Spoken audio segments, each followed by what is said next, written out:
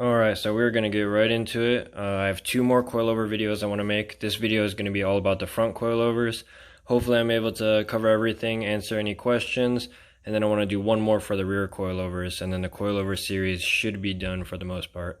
So like I said in my other video, I like to break these rings loose while the coilover is still on the car. It's a lot easier to do while it's on the car because the coilover is being prevented from spinning. It's being held in place. So we got the lower mount jam collar here broken loose. We have the spring perch jam collar broken loose. And then you don't have to worry about the actual spring perch as much because we're going to take apart the coilover from the top. So once the spring and everything is off, this collar will come off easily. So before taking it apart from the top, you need to remove the clicker. On the Broadway coilovers, it's held in place by this 2mm Allen screw. So all you gotta do is take an Allen key right here, undo that, and this will pop off. On the BCs, for the clicker, you have this 14mm nut here. All you have to use is a 14mm open-ended wrench. Work this nut loose, and then the entire clicker assembly will come out. Alright, now we got the clickers removed. Here's the Broadway one removed. This is what it looks like. Here's the BC one removed. This is what that looks like. And now you have full access to this main nut right in the middle. And we're going to use an impact gun to take that off. So on the BCs, it's a 17mm. On the Broadways, it's a 21mm. But today we're just going to be taking apart the Broadway. These BCs are good to go. So that's pretty much just the extent I wanted to show you on how it's going to work for the BCs. And then a lot of the same principles in construction can be applied from the Broadways to the BCs once we go and get this apart. Alright, here's the main nut removed from the shaft. As you'll notice, it has this little chamfer in it. So that's designed to fit perfectly within the pillow ball bushing. If this nut is not seated and your bushings or bearings are not perfectly seated as well, then that's going to give you problems later on down the line, and that can lead to failures. So now all this stuff just pulls off. So we got the first thing here. This is our pillow ball bushing in here. That basically just allows the coilover to rotate within this housing because this is going to be stationary.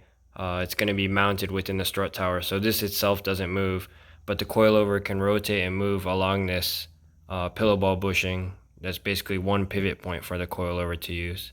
So you can either call this the pillow ball bushing or the bearing. Basically, it's just this thing inside here.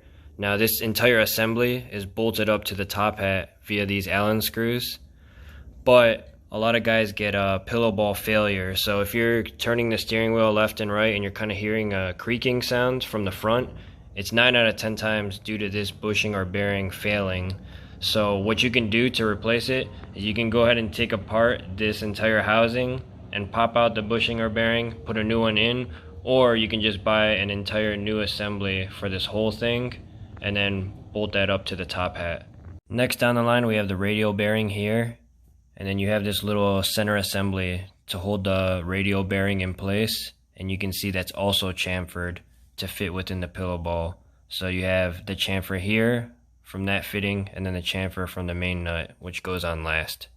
Also, some companies like to call this the thrust bearing, but for me personally, I like calling it the radial bearing. So the purpose of this bearing is to allow this assembly, which is also the upper spring perch, as you can see.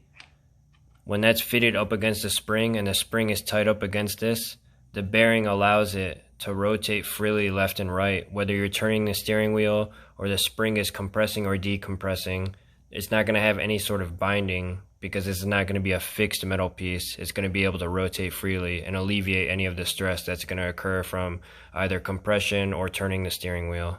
So we are going to go ahead and take this off now. So as you can see, this is the fitting that holds the bearing centered on the shaft. Then we have this, which is a spring perch, and within the spring perch, we have the radial bearing.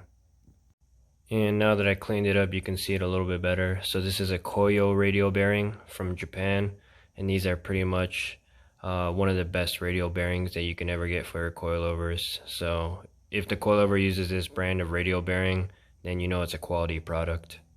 And within the spring perch, we had this spring isolator, which I did another video on spring isolators, but we are going to be converting to the BC one to take the inner diameter to 62 to make the fitment with this ID63 spring a little bit better. And at this point, the rest should be self-explanatory. So the spring comes off. You got the lower spring perch there with this. And then you now basically have a naked coilover. All you have to do is unthread all this stuff off and take your next steps from there. Here is our naked coilover. We now have all the collars and rings removed. We have the lower mount removed, and we have the top assembly removed. So this is basically how the construction is for all coilovers. If you really wanted to be ambitious, you could actually get shorter strut bodies from another car, strip the entire coilover, and just modify the lower mounts and the top hats to fit your car, and it could theoretically work. So that's an important thing to keep in mind if you're somebody that's out there looking for a shorter strut or something like that. Or maybe you have a WRX and you see an 86 guy trying to sell their coilovers. You can actually get them to fit your car. All you have to do is adapt it with these proper mounts. Alright, so now I want to show you guys the main things to keep in mind when you go to put this back together. And then towards the end of the video, we're going to talk about sagging spring and helper spring theory. And that's going to get a bit complicated, so I just wanted to show the first things first with how to put it back together properly. Alright, so you want to get your spring perch into position. Don't forget your spring isolator there. And then you want to move it up the coilover, but don't put it up too high. Basically, you want to have some room here at first so that you can see all the components properly. Because as you can see, the shaft gets bigger right there. And that bigger portion of the shaft is what stops these from going too far down. And this is going to ensure that it all stays seated properly. If you brought this spring too far up, there's potential that when you go to tighten that main nut, this is still going to have some distance there, and then that's not going to be seated properly. That's not going to be good. So this is why I keep the spring below to begin with, get everything seated first at the top, and then I bring the spring up to the top. So we're going to put this fitting into the radial bearing. The radial bearing, don't forget your spring isolator again. That's going to go on first. Then your pillow ball, make sure it gets seated within the chamfer, and then the main nut. So once everything is seated properly, I like to hit the main nut with an impact gun.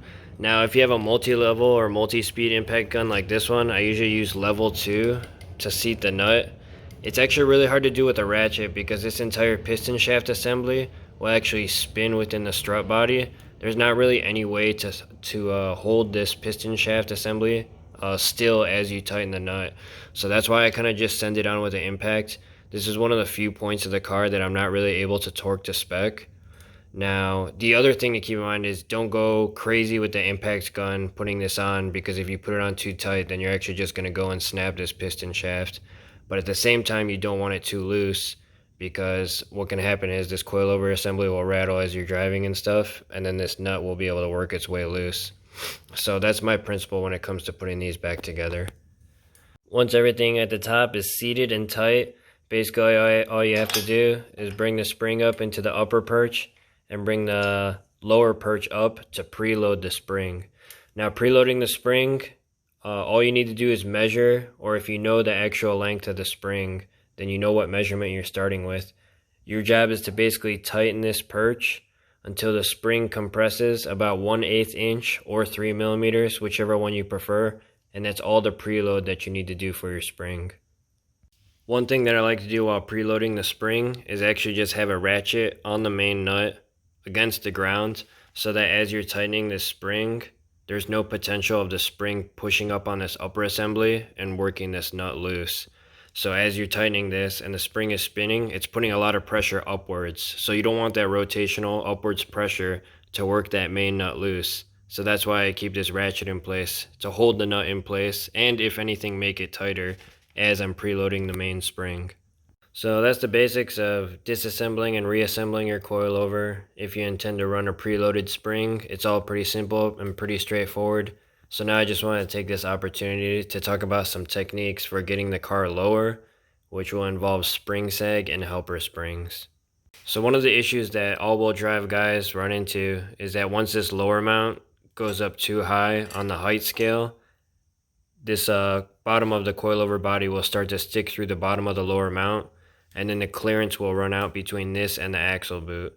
So the axle boot for the front axles, you need to make sure there's ample distance between this and the boot, otherwise you're going to rip that boot up and it's just not good. I talked about it in another video, but you want to preserve that boot as much as possible. So once this goes up too high and you run out of space on the bottom, the only way to go lower would be to sag the spring or use the helper spring. So when you sag the spring, you basically maintain this little bit of clearance between the perches and the spring, so that when the car is on the ground, you're using piston depression in order to make the car lower. So for example, we have this little slop here that's probably like an inch, maybe 3/4 of an inch. When the car is in the air, it's going to be fully extended to your regular height.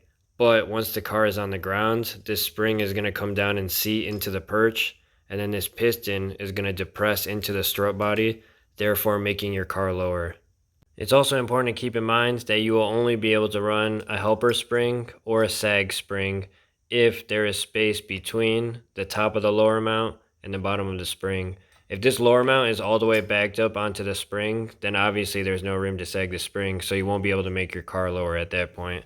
So at that point you have two options. You can either get a shorter strut body and everything all together, or you will have to go to a shorter spring, which in my other video I talked about 5-inch springs are usually the best. So if you have the 5-inch spring, you usually won't run into the issue of this running into the spring and not being low enough. But if that's the case, then you would want to consider getting an even smaller spring if you needed more clearance. So with that being said about the principles of sagging spring, this is a method that's a little bit more safer to do in the rear because you have less components. For example, the rear coilovers don't have to worry about turning at all, so you don't have these components such as the pillow ball and the radial bearing. But in the fronts, if you're sagging spring, that can be dangerous because what can happen is this radial bearing can actually come loose from its fitting, and you can actually jam up that bearing and rip it up, and then that'll cause failure. Now, if you want to go lower, you don't want to sag spring, or you want to do it the proper way while keeping everything seated, this is where the helper spring comes into play.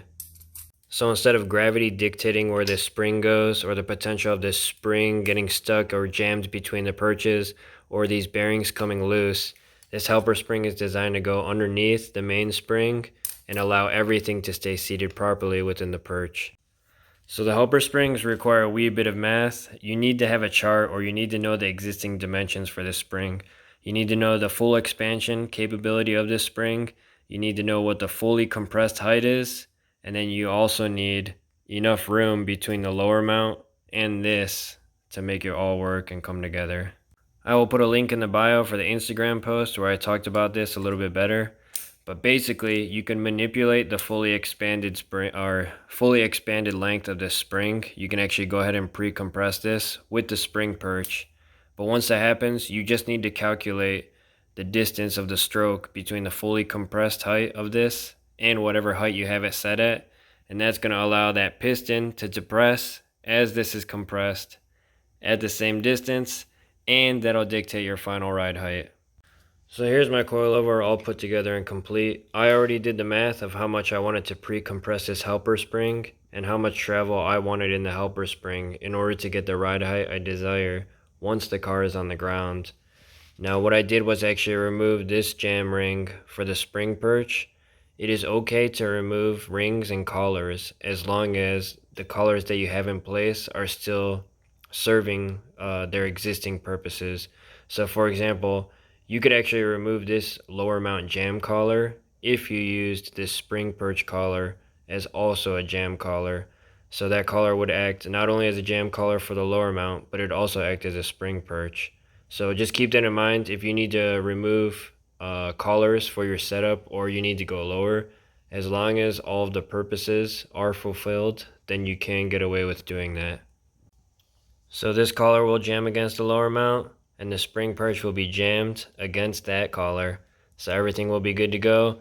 Don't forget there's also a fitting that goes in between the main spring and the helper spring, so that prevents the springs from sliding side to side and getting out of alignment. So that keeps everything together, and I think that's it.